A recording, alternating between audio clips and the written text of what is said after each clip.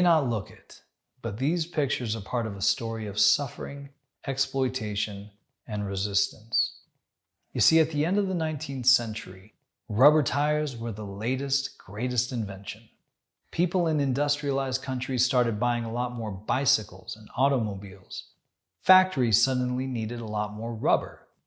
By the way, the oppressive labor conditions created to gather all that rubber should be a thing of the past. But our era's latest, greatest invention, the smartphone, needs very specific minerals, which are mined in Central Africa by laborers working in terrible, oppressive conditions as well. So back in the 1890s, one of the largest producers of rubber was the Congo Free State in Central Africa. This colony was held as the personal property of the Belgian king, Leopold II, from 1885 to 1908. He forced the people there to harvest rubber and other resources to be shipped back to Belgium for his profit. In return, the king sent only guns and chains. His regime committed horrific atrocities. As much as half of the colony's population, some 10 to 12 million people, died during Leopold's reign. Some activists around the world witnessed these crimes and called for an end to his rule. In 1890, George Washington Williams, an African-American politician from Ohio and Civil War veteran, wrote an open letter to King Leopold.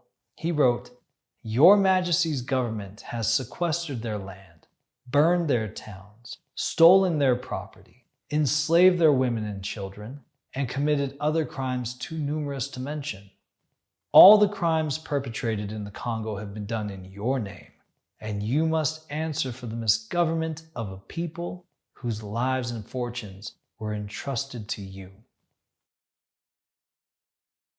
He concluded by demanding an international committee investigate Leopold's crimes.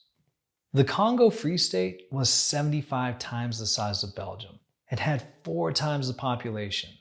So how did this tiny European kingdom, which had itself only gained independence 50 years earlier, come to dominate this huge, populous region of Central Africa?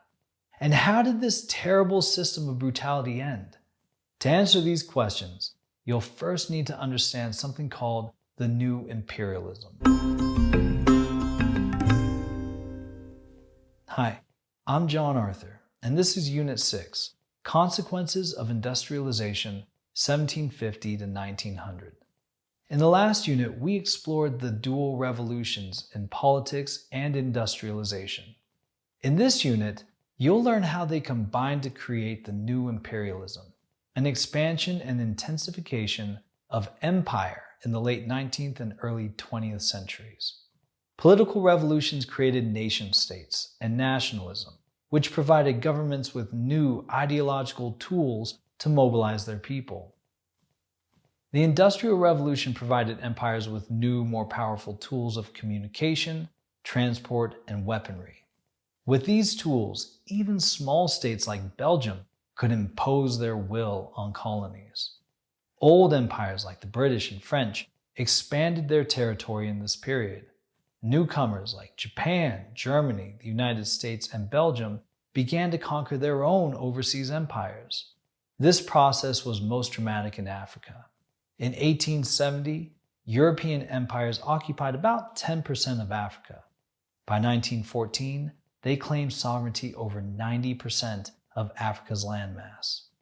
Industrialization provided the tools for these new empires to expand, but it also provided motivation for colonial expansion. Industrial empires sought out new colonies, partly because they needed more raw materials to fuel industrial production and more markets in which to sell products made in European factories.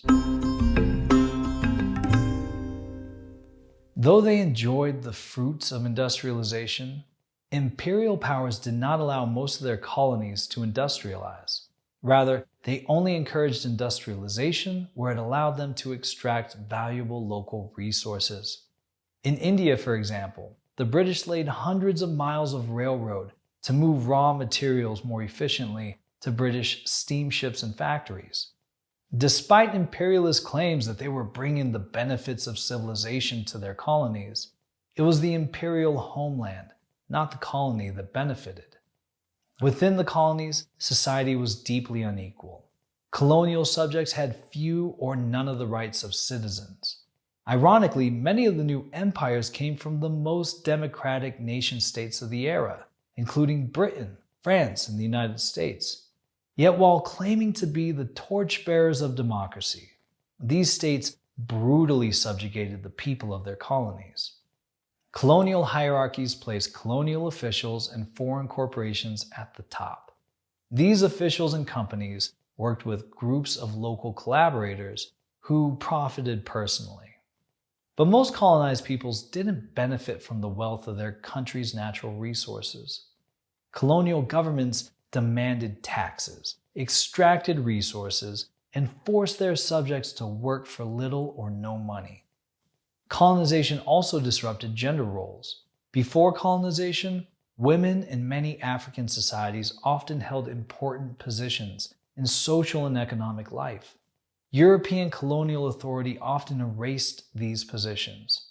In the case of the Congo Free State, colonizers took women away from their roles in food production, crafting, and trade, and forced them to labor in rubber production, decimating local economies. In King Leopold's Congo Free State, forced labor was particularly harsh, as the king's personal army enforced a brutal system of extraction and slavery. Leopold took control of the Congo Free State after the Berlin Conference ended in 1885. At that conference, European empires carved up the borders of Africa to avoid conflict among themselves. In his own words, Leopold attended the conference because he didn't want to risk losing a fine chance to secure for ourselves a slice of this magnificent African cake. While he might have claimed he was interested in helping the people he colonized, once he had secured his colony, Leopold's interest was in extracting as much of the country's resources as possible. He established his own private army, the Force Publique, a collection of mercenary officers and African soldiers. This army traveled around the colony, forcing villages to produce rubber rather than crops that they could eat or sell themselves. Failing to deliver rubber was punishable by death. The colonial administration demanded that soldiers provide hands as proof that they killed the offender. But to save their ammunition, soldiers often cut off the hands and feet of their victims, leaving them to die. Beatings, burned villages, and many other horrific acts characterized the colony. A number of the people punished by dismemberment survived to tell their stories.